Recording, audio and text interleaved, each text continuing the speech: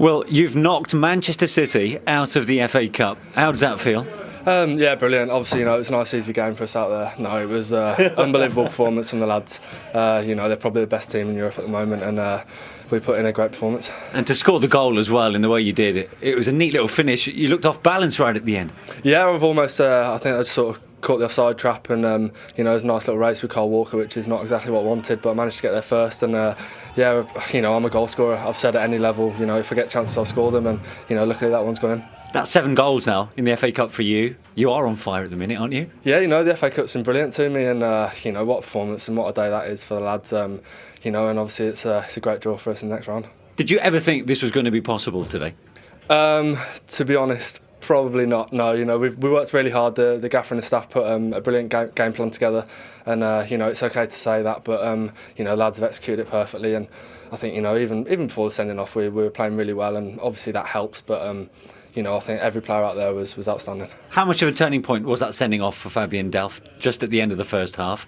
It comes at a good time, but it's one of those things. Against a side like that, it doesn't necessarily make a difference. I think you can see that in the second half. They've dominated possession, they've created chances themselves, but ultimately, we got the one, and that was enough. And talk about backs to the wall stuff in that second half. Manchester City had 82% possession, but to keep a clean sheet against a side that scored 111 goals in all competitions, this campaign alone is no mean feat. No, they've got some unbelievable players, the best players in the world in that side, and to be fair to the lads, we defended unbelievably well. We didn't keep it as much as we liked, but it's hard when you're defending out there. They move the ball so quickly, the rotation's unbelievable, but the defending, especially in the last sort of 10 minutes, was brilliant. Well, congratulations, well done today. Thanks very much, thank you. Yeah, astonishing stuff, really. Let's have a look at his goal that decided a remarkable turn of pace, really, against Walker of all people. It was brilliant. I mean, Kyle Walker thinks he's playing offside there, but he's not the problem. Will Grigg is, and a lack of reaction from John Stones is alarming. But that there is so important. That first touch to bring it inside, away from Kyle Walker, because he knows that Walker's quick. If he takes it anywhere else but where he did, then Kyle Walker would get back. And what a hell of a finish when he's in there, one-on-one.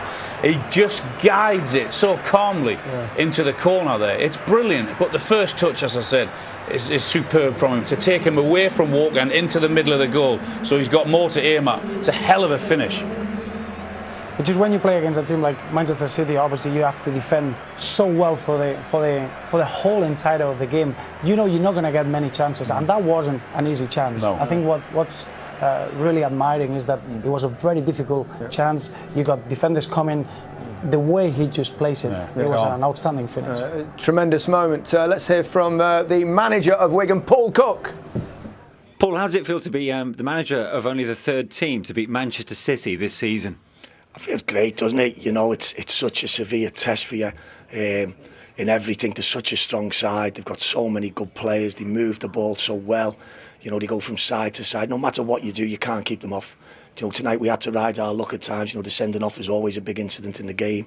We had to ride our luck with a couple of flashing crosses. Christian made a couple of good saves. But that's what makes the FA Cup so special.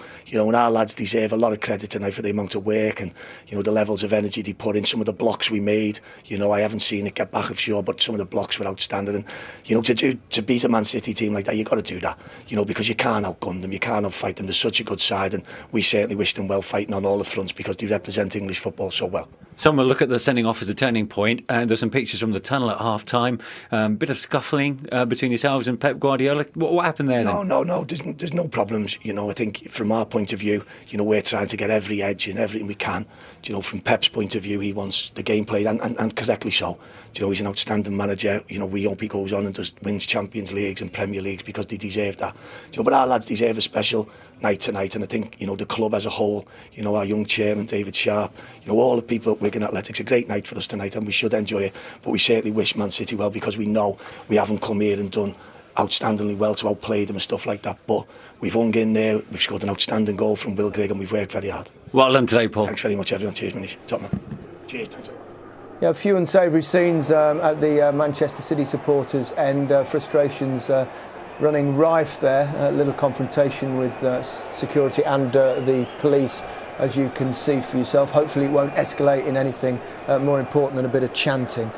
We'll keep you posted if it does, of course. There was a red card in the game that obviously made a massive impact just before half time. Here it is. Well, I still think it was a yellow card. The referee takes his time.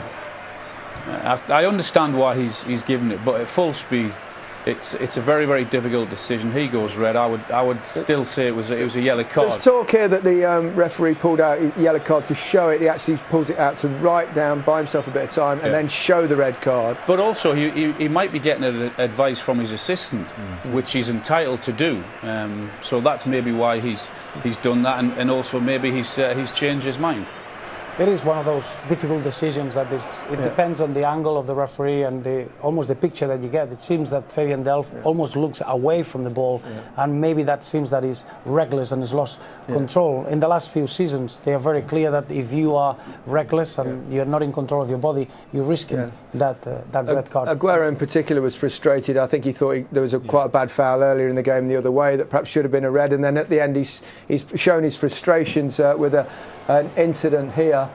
You'll see just flicks out of the fan, obviously, and then it kind of escalates a little bit from there. So I'm sure people will be looking at that at some point. Yeah, you don't know what he's done to Sergio or what he's said to him. Exactly. So it's not nice when the fans come on the pitch and saying stuff to you. So let's hope everyone's okay. Final word from you, Roberto, on another magnificent day for Wigan Football Club. Well, I think Paul Cook deserves incredible credit. What he's creating here is getting a football club that they believe they can get back into the Championship, and a night like today, those are the memories that you. Lovely to see you. Good luck in the World Cup. Jolyon, thank you. Alan, thanks very much. Manchester City's dream of 4 trophies is over, and Wigan go through to the quarter-finals after Grigg fires home. Good night.